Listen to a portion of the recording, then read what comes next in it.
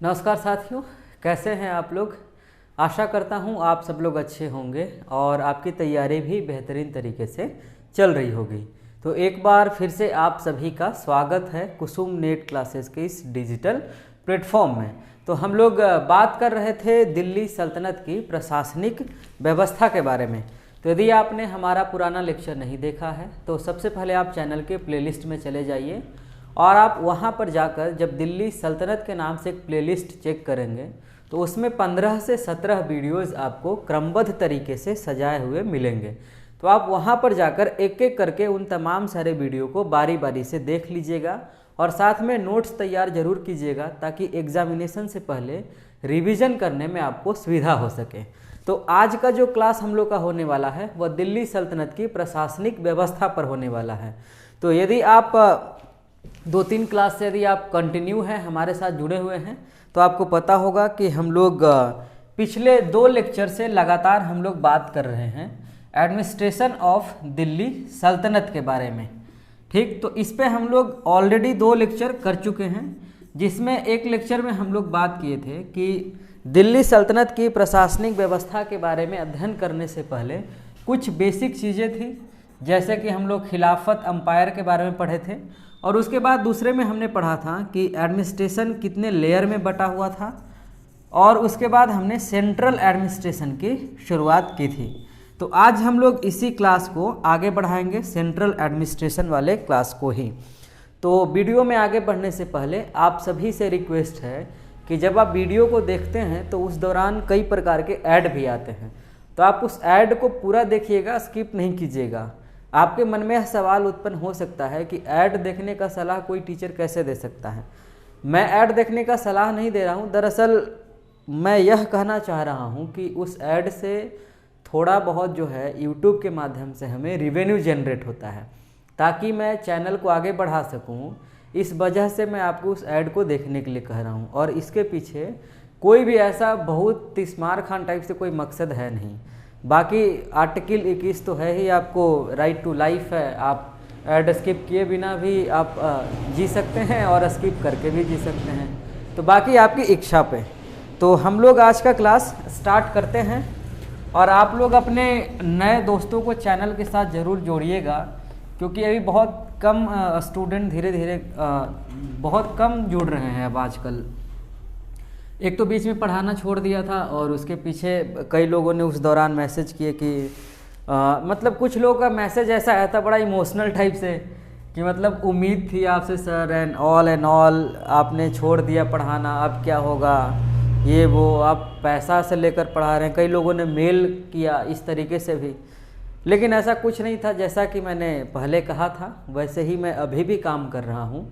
चूँकि admission PhD में किसी और यूनिवर्सिटी में हो गया तो शहर बदलना पड़ गया, और जब शहर बदले तो संसाधन सारा का सारा पिछले शहर में ही छूट गया, क्योंकि वहाँ पे एक मेरे छोटे भाई हैं तो उन्होंने कहा कि अब मैं भी पढ़ाऊँगा यूट्यूब पे, तो उनके लिए वो सारे संसाधन वहीं पे छोड़ दिए गए।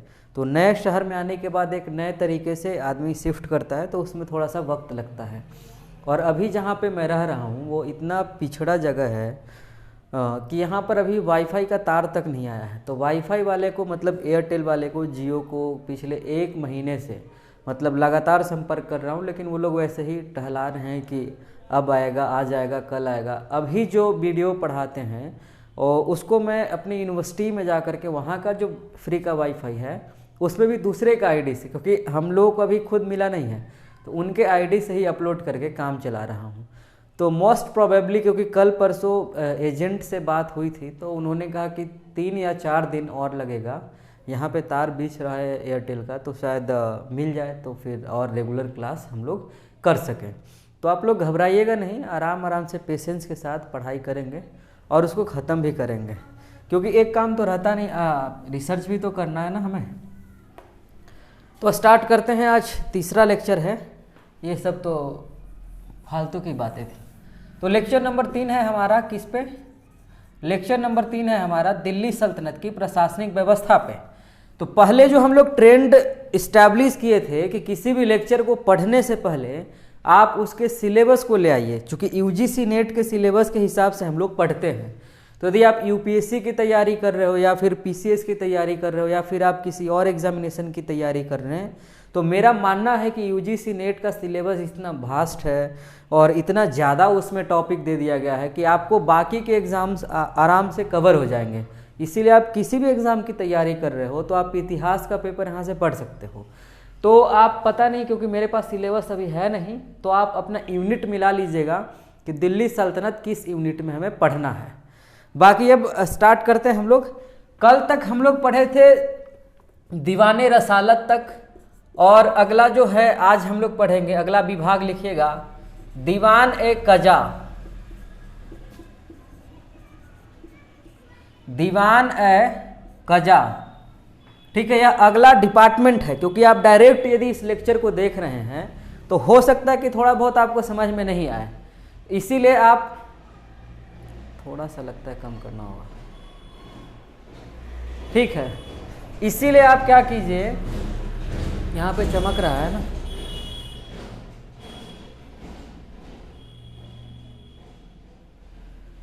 चलो कोई नहीं, इसीलिए मैं बोलते चलूँगा, आप लिखते चलना, ठीक है। दीवान ए कजा, तो आप पहले, यदि आपका यह लेक्चर जो पहला लेक्चर है तो आप पिछले वाला लेक्चर जरूर देखिएगा, तभी आपको ज़्यादा समझ में आएगा। मैं ये कहना चाह रहा था तो भूल जाता अभी ना। दीवान ए कजा लिखिएगा। दीवान का मतलब क्या? दीवान का मतलब डिपार्टमेंट, जैसा कि हम लोग पहले भी पढ़ चुके हैं। उर्दू में ए का मतलब का होता है, अंग्रेजी में जिसे ऑफ कहते हैं, और कजा का मतलब यहाँ जस्टिस से है, ठीक, न्याय से है। तो न्याय का विभाग को ही दिल्ली सल्तनत के काल में क्या कहा जाता था? दीवान ए कजा कहा जाता था। जैसे अभी न्यायिक विभाग है, भारत के जैसे कानून मंत्री हैं, जैसे जुडिशियल डिपार्टमेंट होता है भारत का पूरा जुडिशरी का जो सिस्टम है, उसी तरीके से इस समय का जो जुडिशरी का सिस्टम है उसे दीवान ए कजा के नाम से जाना जाता है। अब इसमें अगला पॉइंट लिखिएगा कि यदि कोई विभाग है तो उस विभाग का कोई हेड भी होगा। तो इसका जो हेड है उस पोस्ट का नाम था काजी उल कुज्जात। लिखिएगा काजी उल कुज्जात। काजी उल कुज्जात का क्या मतलब? काजी का मतलब काजी, काजी का मतलब काजी क्या? पाजी नहीं, काजी का मतलब जस्टिस, राइट। उल का मतलब का, और कुज्जात का मतलब ग्रुप ऑफ जस्टिस, मतलब कि इसमें कई न्यायाधीश शामिल होंगे। तो यदि हिंदी में कहें तो कह सकते हैं कि काजियों का काजी, यानी जैसे अभी चीफ जस्टिस होते हैं, सुप्रीम कोर्ट में चीफ जस्टिस हैं, उसी तरीके से यहाँ पर काजी उल कुज्जात का पोस्ट हुआ करता था। काम लिखिएगा कार्य में न्यायिक मामले की देखभाल करना, न्यायिक मामले की देखभाल करना। अगला पॉइंट लिखिएगा कभी कभी एक ही व्यक्ति को, कभी कभी एक ही व्यक्ति को सद्र ए जहां एवं प्रधान काजी, जो न्यायाधीश है, प्रधान काजी भी बना दिया जाता था। ऐसा इमरजेंसी सिचुएशन आता था तो कभी कभी किसी को सदर ए जहां, तो उसके साथ साथ एक और पोस्ट भी दे दिया। जैसे मोदी जी के पास प्रधानमंत्री के अलावा भी कई तरह के मंत्रालय हैं, है या नहीं है? तो ऐसा ही होता था। और सदर ए जहां मुझे नहीं लगता कि बताने की ज़रूरत है, क्योंकि दीवाने रसालत का जो हेड होता था उसी को तो कहते थे सदर ए जहां वकील दर। हमने पढ़ा था, वहाँ पर पढ़ा था या नहीं पढ़ा था? वकील दर पढ़ा था, ठीक है। अगला पॉइंट लिखिएगा, एक ऑफिसर है उसके बारे में लिखिए वकील ए दर। वकील ए दर यह पोस्ट है एक ऑफिसर का, ठीक। तो इस पोस्ट का क्या काम था? लिखिएगा शाही कुटुंब से संबंधित, शाही कुटुंब, तो शाही का मतलब क्या? राजघराना से रिलेटेड। तो लिखिएगा शाही कुटुंब से संबंधित अधिकारी, या ऑब्लिक देकर लिखें हरम से संबंधित अधिकारी। तो हरम में किसी पुरुष को जाना अलाउ नहीं था, ठीक। तो वहाँ पर या तो ट्रांसजेंडर जा सकते थे या फिर महिला जा सकती थी। किसी भी पुरुष को, यानी सुल्तान के अलावा कोई अन्य पुरुष नहीं जा सकता था। तो यह जो अधिकारी था वह हरम से रिलेटेड काम भी करता था उसके अलावा शाही कुटुंब यानी कि राजघराने से रिलेटेड कोई गेस्ट आते थे, उनका भी यह काम करता था या उनसे रिलेटेड चीज़ों को अभी देखभाल किया करता था। लिखिएगा, वकील दर समस्त हरम पर नियंत्रण रखता था। वकील ए दर समस्त हरम पर नियंत्रण रखता था। अगला पॉइंट लिखिएगा इसी में, शाही रसोई। शाही रसोई घर मतलब जो जहाँ पे राजा का खाना वगैरह बनता था। शाही रसोई घर, मदिरा विभाग तथा शाही अस्तबलों समेत सुल्तान के निजी कर्मचारियों यानी सुल्तान का जो प्राइवेट सेक्रेटरीज हैं, सभी जगह पे होते हैं, पीए जिसको कहते हैं, पर्सनल सेक्रेटरीज या पर्सनल अटेंडेंट करके भी आप जो भी लिखना चाहते हैं आप लिख सकते हैं। तो लिखिएगा, शाही अस्तबल समेत सुल्तान के निजी कर्मचारियों के वेतन एवं या फिर लिखें वेतन का भुगतान का कार्य भी किया करता था। तो वकील दर कितना महत्वपूर्ण पोस्ट है, ठीक, कि किससे मिलेंगे राजा जी या मतलब जो सुल्तान है, ये तमाम सारा चीज़ें तय कर सकता है। तो एक इम्पॉर्टेंट पोस्ट है, ध्यान रखिएगा। अगला पॉइंट लिखिएगा, वकील ए दर नामक अधिकारी दिल्ली सल्तनत के काल में शहजादियों के शिक्षा के लिए भी उत्तरदायी हुआ करता था। शहजादी कौन? नहीं गाना नहीं सुने हो? वो कौन सा तो एक गाना था शहजादा करके। तो शहजादी का मतलब क्या? राजा जी की बेटी या फिर जो सुल्तान है उनसे रिलेटेड जो उनके घर की जो बहू बेटियां हैं उनका, तो उनका एजुकेशन का भी ध्यान रखता था वकील दर नामक अधिकारी, ठीक। अगला पॉइंट, अब बड़ा आदमी बन जाने के बाद जो है टाइम नहीं रहता आदमी के पास कि अपना बाल बच्चा को भी नहीं देखता, तो ऐसा बड़ा आदमी मत बनिएगा आप लोग। अगला पॉइंट लिखिएगा, एक और अधिकारी का जो पोस्ट है वह लिखिएगा, आमिर ए हाजिब। आमिर ए हाजिब। आमिर ए हाजिब में लिखिएगा, इस अधिकारी को बारबक के नाम से भी जाना जाता था। इस अधिकारी को बारबक के नाम से भी जाना जाता था। यह अधिकारी राज दरबार में होने वाले समस्त कार्यों का प्रधान हुआ करता था।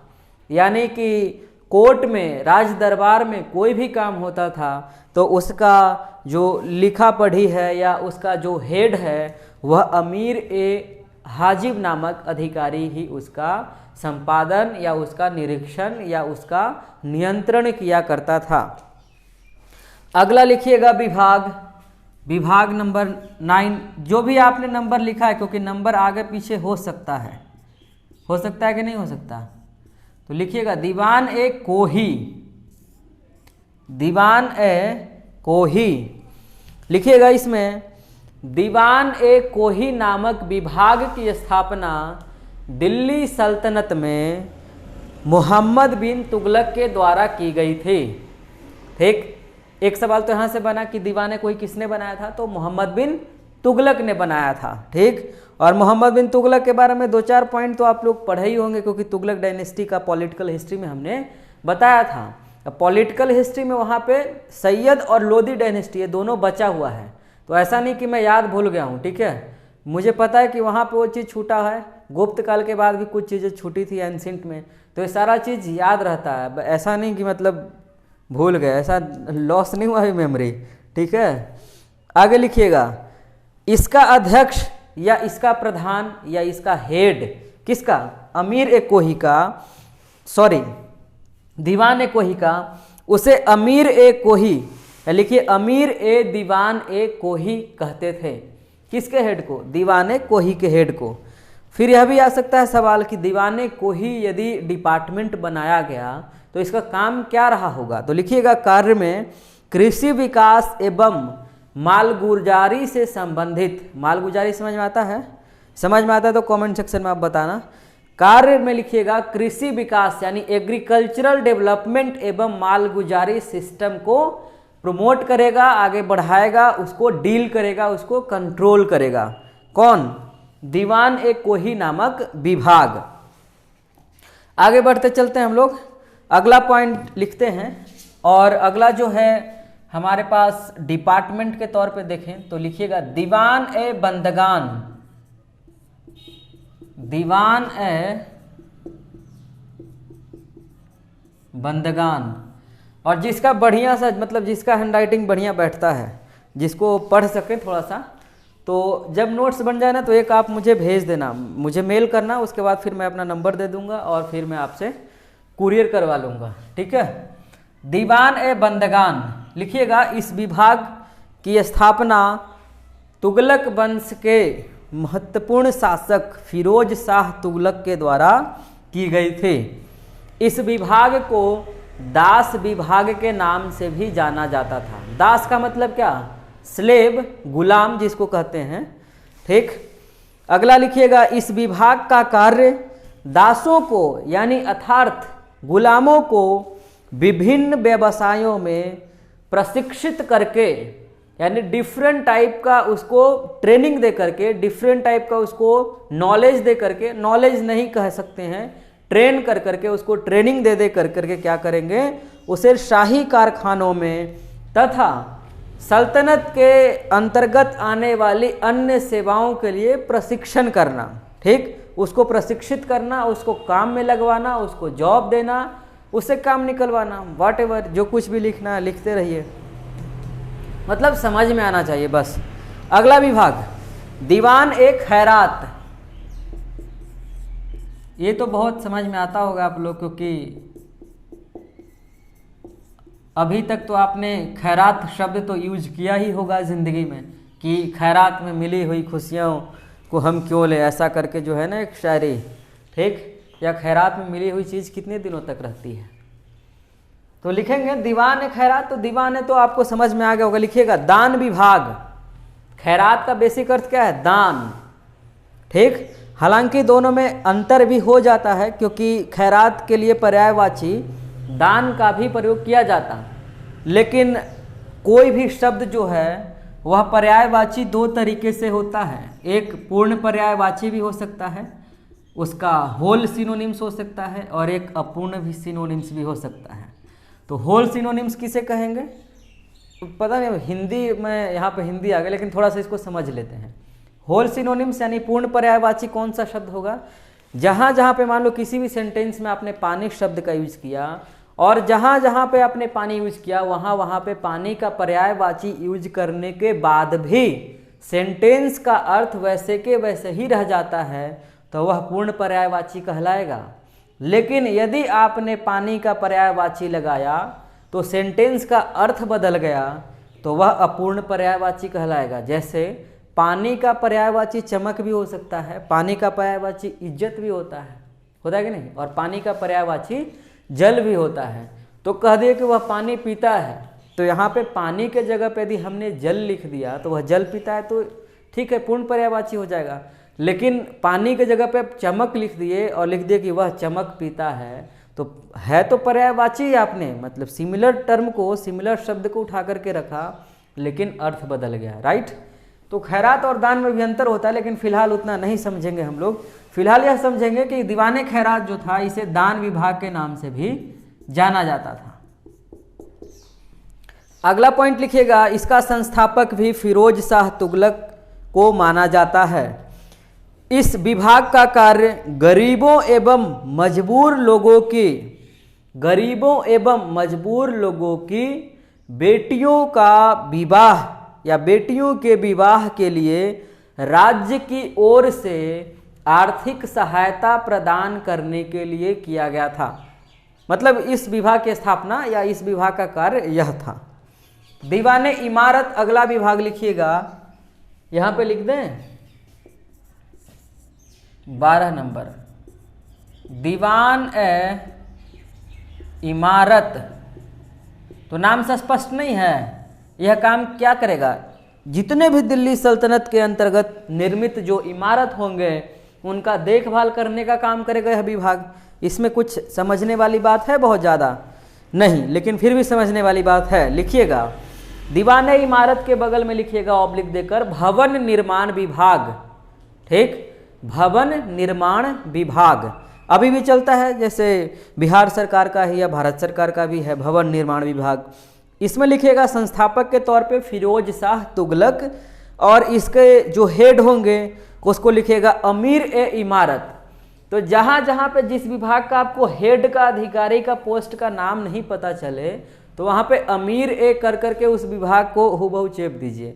अमीर का मतलब क्या, जैसे अभी के दौर का आईएएस ऑफिसर, उस दौर का अमीर वर्ग जो बुद्धिजीवी वर्ग है, जो अपना प्रभाव रखता है, उस वर्ग को अमीर वर्ग कह रहे थे। आगे लिखिएगा इस विभाग का कार्य सराय, सराय समझ में आता है, जैसे कहीं कहीं बहुत दूर अभियान पे निकल जाते थे सल्तनत के जो सुल्तान होते थे, या फिर आगे मुगल काल में भी आएंगे तो जो बादशाह निकल जाते थे, तो बीच में कहीं एक प्लेस बनाया जाता था जहाँ पे वो लोग रह सकते थे, क्योंकि सेना की इतनी बड़ी बड़ी टुकड़ी होती थी तो कहीं तो रुक करके खाना वगैरह बनेगा, लोग बैठेंगे। अब सुल्तान ही है ना, स्पाइडरमैन तो नहीं, पूरा दुनिया उड़ते रहेगा भूखे प्यासे, तो रुक करके कहीं पे आराम भी करेंगे, खाना भी खाएंगे। तो वह जो जगह डेवलप होगा उस जगह को ही क्या कहा गया, सराय। तो सराय जो है वह बेसिक अर्थ उसका क्या है, ठहरने का जगह। तो जैसे बहुत तरह का सराय है, बिहार में है मुगल सराय, तो शायद बिहार में है, पता नहीं, शायद यूपी में होगा। मुगल सराय है, जैसे नाम बदल गया, पंडित दीनदयाल उपाध्याय जंक्शन जिसको बना दिया गया, या फिर अपने यहाँ मेरे यहाँ एक ज़िला है बिहार में लखीसराय। तो ऐसे बहुत तरह के सराय हैं, ठीक। तो सराय, बांध, नहर, मस्जिद, मकबरा एवं तमाम तरह के इमारतों की देखभाल करना दीवान ए इमारत विभाग का कार्य था। यहाँ तक क्लियर है? क्लियर ही रखना चाहिए। अगला पॉइंट लिखिएगा, एक अधिकारी का नाम है खजीन, लिख लीजिए खजीन, खजीन या खजांची।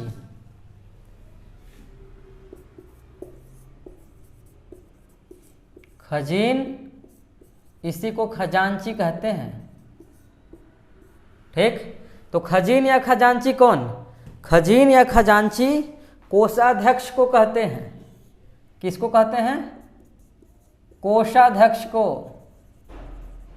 कोषाध्यक्ष कौन होता है, कोष का मतलब क्या, पैसा, ठीक। तो पैसा कलेक्ट करने वाला जो ऑफिसर होगा वो कोषाध्यक्ष होगा। तो कोषाध्यक्ष मेरे ख्याल से आप लोग समझते ही होंगे, क्योंकि गांव में सरस्वती पूजा वगैरह आप कराए होंगे तो कोई कोषाध्यक्ष भी बना दिया जाता है। जैसे जब मैं अपने हॉस्टल में था तो हमें बना दिया गया था, तो आप लोग भी बन जाओगे कभी। तो खजीन और खजांची कौन, जो पैसा को रखने वाला अधिकारी हो, ठीक। अगला पॉइंट लिखिएगा अमीर ए मजलिस, यह भी एक अधिकारी का ही नाम है। अधिकारी का नाम मतलब क्या, प्रॉपर नाउन नहीं, कॉमन नाउन, पोस्ट का नाम है, ठीक। अमीर ए मजलिस लिखिएगा, अमीर ए मजलिस वह अधिकारी होता था जो सभाओं, दावतों, दावत समझते हो ना, दावत, दावतों एवं उत्सवों का प्रबंध करता था या प्रबंध करने का कार्य किया करता था। जैसे भी आप मतलब समझ सकते हैं। अगला लिखिएगा अधिकारी का नाम, लिखिएगा अमीर ए आखूर, लिखिएगा अमीर ए आखूर। तो अमीर का मतलब क्या, उस समय का अधिकारी वर्ग, बार बार याद कराने की जरूरत है नहीं है। ए का मतलब का, और आखूर का मतलब क्या होता है, आखूर जो संबंध है वह अश्व से, घोड़ा से संबंध है, उसका नीचे वाला, ठीक। तो अमीर ए आखूर, आखूर का मतलब ही क्या है, अश्वशाला, घोड़ा, घोड़ा का रहने का जगह। तो जो अश्वशाला का प्रधान होगा उसे क्या कहेंगे, अमीर ए आखूर। जैसे कौन था, मलिक याकूत था कि नहीं, अमीर ए आखूर था मलिक याकूत, किसके काल में था बता देना, कहाँ, कमेंट सेक्शन में और कहाँ। अगला पॉइंट शाहना ए पील, शाहना ए पील। तो शाहना का मतलब क्या, शाहना ए मंडी। तो शाहना जो होता था वह हेड होता था, शाहना का मतलब चीफ। जैसे अलाउद्दीन खिलजी ने 3 प्रकार के बाजार बनाए थे, एक को बोलते थे वो जो मंडी वाला बाजार था जिसका हेड होता था शाहना ए मंडी। उसके बाद दूसरा बाजार जो था वो गुलाम का बाजार था, और एक बाजार शायद सराय अदल के नाम से जानते थे, जहाँ पे कपड़ा वगैरह बिकता था। यही ना? गलत होगा तो आप कमेंट सेक्शन में बता देना, ठीक। तो शहना ए पील, और ए का मतलब का और पील का मतलब हाथी, ठीक। तो हाथियों का रहने वाला जगह था, उसका जो अधिकारी होगा वो क्या कहलाएगा? शहना ए पील। तो हस्तिशाला लिखेगा, हस्तिशाला का प्रधान। और हस्ती का मतलब क्या? वो नहीं क्या बहुत बड़े हस्ती हैं, वो वाला हस्ती नहीं। हस्ती का मतलब यहाँ पे है हाथी से, हाथी का पर्यायवाची शब्द है। आगे लिखिएगा, अगला जो ऑफिसर है लिखिएगा अमीर ए शिकार। लिखिएगा अमीर ए शिकार किस अधिकारी को कहते थे भाई? जब सुल्तान का कभी कभी मन बहक जाता था, तो मन क्या बहका, हमेशा ही बहका रहता था, तो कभी शिकार करने चला गया, किसी जानवर को मारने, मतलब अजीब अजीब शौक थे लोगों को, शिकार करने जा रहे हैं, जानवर को मारने जा रहे हैं, ठीक। अब पता नहीं क्या क्या प्रवचन चलता है। तो जब वो शिकार को मारने के लिए जा रहा है, शिकार करने के लिए जा रहा है, तो उस दौरान कौन कौन सी सामग्री जाएगी, ठीक, किसके साथ? सुल्तान के साथ। तो यह तमाम तरह की जो चीज़ें हैं, उसका जो देखभाल करने वाला जो अधिकारी होगा वह कौन होगा? वही जो अभी बोल रहे थे, अमीर शिकार। तो सुल्तान जब शिकार पे जाने लगे, तो उस दौरान सुल्तान के लिए कौन कौन से उपकरण जाएंगे शिकार करने के लिए, या उनके साथ कौन कौन सी रसद सामग्री जाएगी, इन तमाम तरह की चीज़ों का निर्धारण करने वाला अधिकारी अमीर शिकार कहलाता था। यहाँ तक क्लियर है? नाम से ही स्पष्ट है, यदि आप थोड़ा सा समझने की कोशिश करें तो। अगला विभाग लिखिएगा, इसको मैं मिटाता हूँ, मुझे लगता है कि आप लिख रहे होंगे, और नहीं लिख रहे होंगे तो फिर वीडियो को पीछे करके लिख सकते हैं।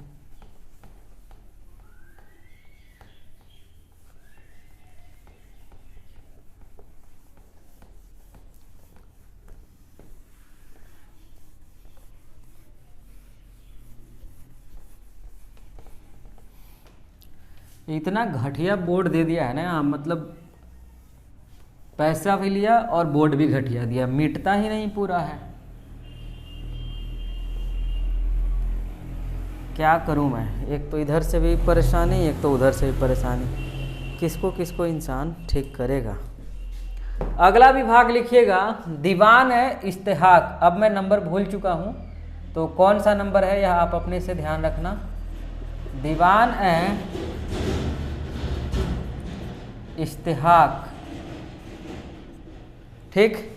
लिखिएगा ऑब्लिक देकर पेंशन विभाग, ठीक, पेंशन डिपार्टमेंट, पेंशन डिपार्टमेंट लिखिएगा। इस विभाग की स्थापना फिरोज शाह तुगलक ने की थी, और इस विभाग का कार्य विद्वान लोग, जो उस समय के स्कॉलर लोग हैं, आप जेआरएफ करके बनोगे क्या? Research scholar.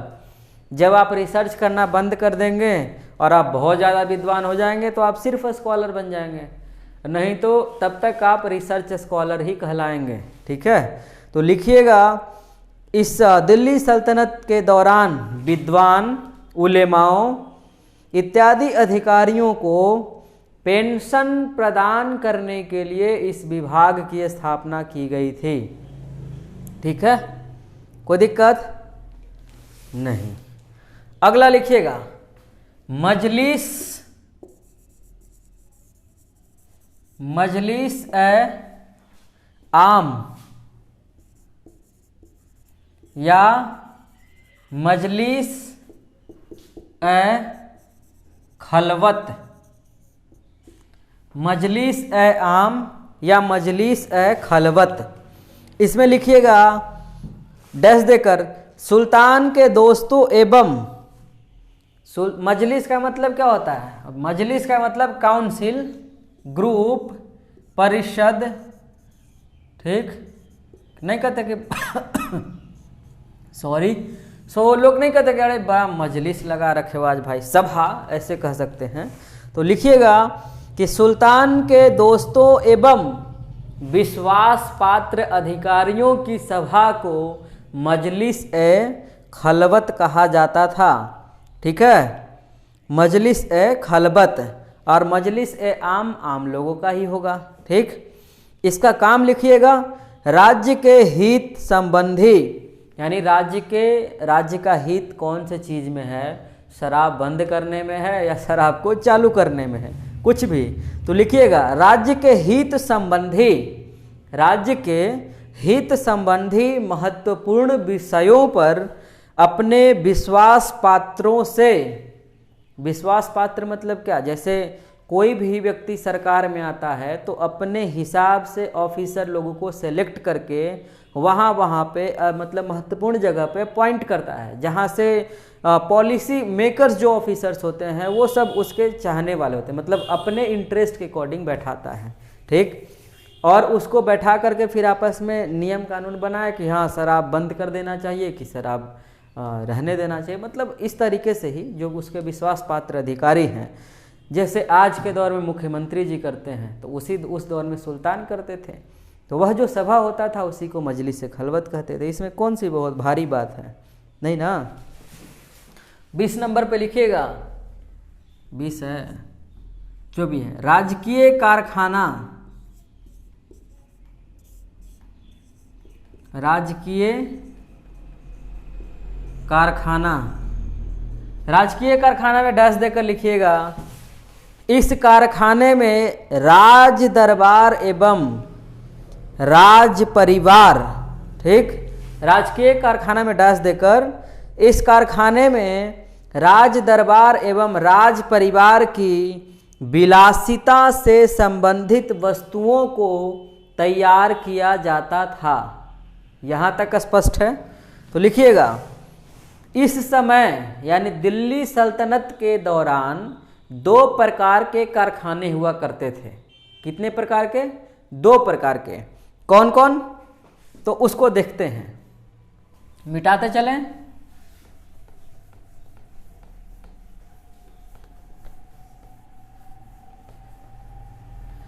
एक कारखाना को रातबी कहते थे, एक कारखाना को रातबी कहते थे और एक कारखाने को गैर रातबी कहते थे। नया फैक्ट मिल रहा है ना पढ़ने को। तो कुछ तो नया मिलेगा ना। नेट जेआरएफ का तैयारी करो तो ऐसे थोड़े ना, मतलब लॉलीपॉप टाइप से पढ़ के निकल गए। तो रातबी में लिखिएगा डैश देकर, रातबी कारखानों का वार्षिक अनुदान निश्चित हुआ करता था। इसमें काम करने वाले लोगों को एक फिक्स्ड पेमेंट यानी एक फिक्स्ड वेतन भी मिला करता था। इस रातबी कारखाने के अंतर्गत लिखिएगा पायगाह खाना, पायगाह खाना। पायगाह खाना किसे कहते हैं? पायगाह का मतलब अश्व है, ठीक। पायगाह खाह लिख दिए, खाना ना। पायगाह खाना का मतलब अश्वशाला, ठीक। एक यह इसमें आता था। उसके अलावा लिखिएगा पील खाना। तो पील मतलब हाथी, तो पील खाना समझ में आ गया होगा। उसके अलावा लिखिएगा शराब खाना,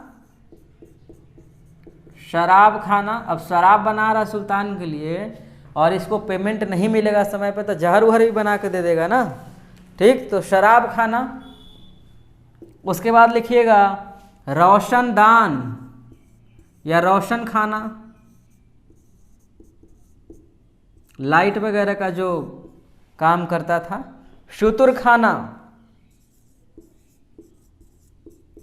शुतुर खाना का मतलब क्या? शुतुर का अर्थ यहाँ पे शुतुर मुर्ग से नहीं, ऊंट से है, ठीक है, ऊंट खाना।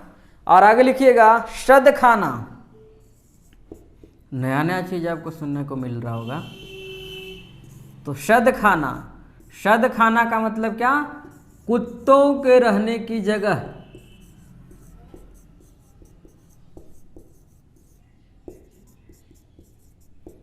लो कुत्ते उत्ते सब आ गए इसमें। तो शद खाना ने कुत्तों की रहने की जगह। और आबदार खाना, आबदार खाना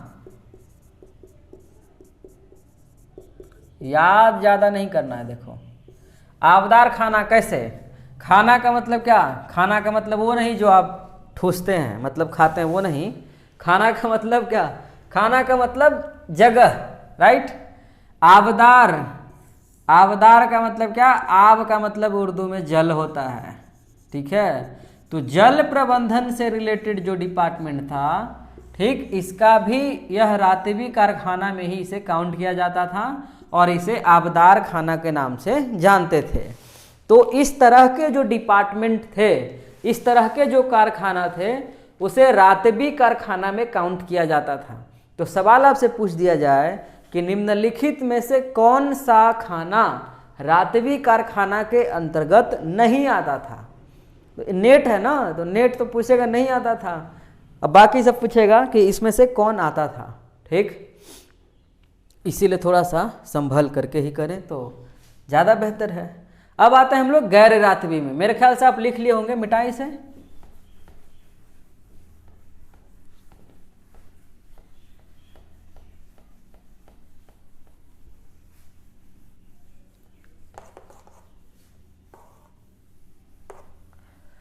चलो, गैर रातबी में लिखिएगा, इस कारखाने का अनुदान, किस कारखाने का?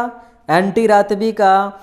इस कारखाने का अनुदान तथा वेतन निश्चित नहीं था, अनिश्चित था। तो इसमें पैसा ज़्यादा भी मिल सकता है, पैसा कम भी मिल सकता है, ठीक, क्लियर है?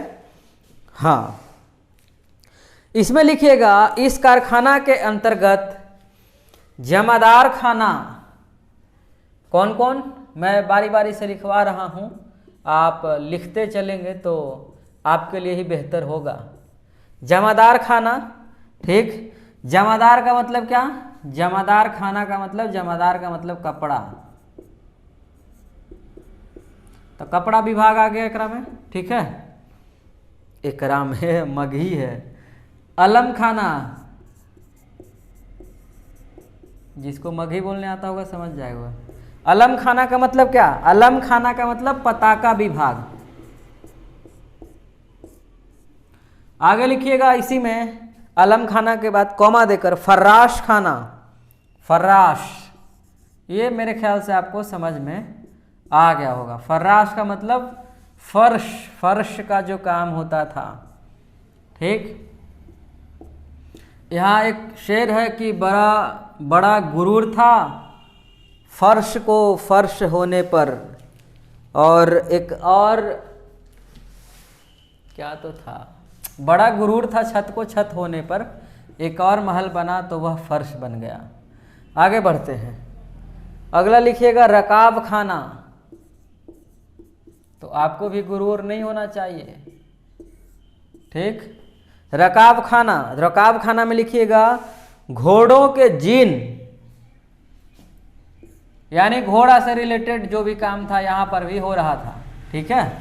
आगे लिखिएगा, इसी में भोजन विभाग भी आ जाएगा, तो घोड़ा से रिलेटेड जो भी भोजन है, रकाब है, जीन है, तमाम सारी चीजें, ठीक है। तो यह तमाम तरह के जो विभाग हैं वह गैर रातबी जो कंपनी है, कारखाना है, उसके अंतर्गत इन तमाम तरह के विभागों का कार्य किया जाता था। आगे लिखिएगा, मोहम्मद बिन तुगलक के काल में जिस वस्त्र विभाग का निर्माण किया गया था उसमें एक कारखाना रेशमी वस्त्रों और कढ़ाई करने वाला था। कढ़ाई समझ में आता है? नहीं, जैसे साड़ी वगैरह आता है तो बॉर्डर पे कुछ कुछ इस टाइप का, ऐसे ऐसे नहीं, मोतीचूर टाइप से बना रहता है, ऐसे ऐसे, ठीक। मम्मी मेरी तो नहीं पहनती है, लेकिन मेरे घर में रिश्तेदार जो हैं वो बहुत सारा इस टाइप का, उनके पास साड़ी वगैरह थोड़ा सा मतलब कढ़ाई वाला साड़ी, कढ़ाई वाला साल भी आता है, साल पे भी बहुत तरह का कढ़ाई किया रहता है, ठीक। तो लिखिएगा, मतलब लिख ही लिए होंगे, लिखना क्या है। अगला पॉइंट लिखिएगा, शीत ऋतु के वस्त्र। शीत ऋतु के वस्त्र, अभी शीत ऋतु में है ना हम लोग, तो शीत ऋतु के वस्त्र सिकंदरिया से आयात कपड़ों से बनाया जाता था। सिकंदरिया से आयात कपड़ों से बनाया जाता था तथा ग्रीष्मकालीन वस्त्र सूती लिबास से बनाया जाता था। लिबास का मतलब क्या होता है? लिबास का मतलब कपड़ा। चलो तो फिर जो केंद्रीय प्रशासनिक व्यवस्था में जितने भी पॉइंट थे लगभग हम लोगों ने सभी पे बारी बारी से चर्चा कर ली है। यदि अब इससे सवाल पूछा जाता है तो मुझे विश्वास है कि बन जाना चाहिए, मतलब 70-80% तो सवाल बन ही जाना चाहिए, और बाकी 10-20 या 30% की बात है तो आप हमारे साथ किताब भी पढ़ते चलें तो आपको नई चीज़ों को भी सीखने का वहाँ से मौका मिलेगा। मैं बार बार बोलता हूँ कि आप किताब को पढ़िए, किताब को पढ़ना बहुत ज़रूरी होता है, और किताब एक बहुत अच्छा दोस्त होता है ना, लेकिन एक बहुत अच्छा दोस्त एक लाइब्रेरी के बराबर होता है। तो बहुत अच्छा दोस्त तो ढूंढना मुश्किल है, लेकिन किताब ढूंढना मुश्किल नहीं है, वो तो अमेज़न से भी मंगवाया जा सकता है। ठीक है, तो चलिए फिर मिलेंगे हम लोग अगले लेक्चर में। तब तक के लिए आप अपना ध्यान रखिए और लोगों से प्यार करते रहिए। बहुत बहुत शुक्रिया इस वीडियो को देखने के लिए।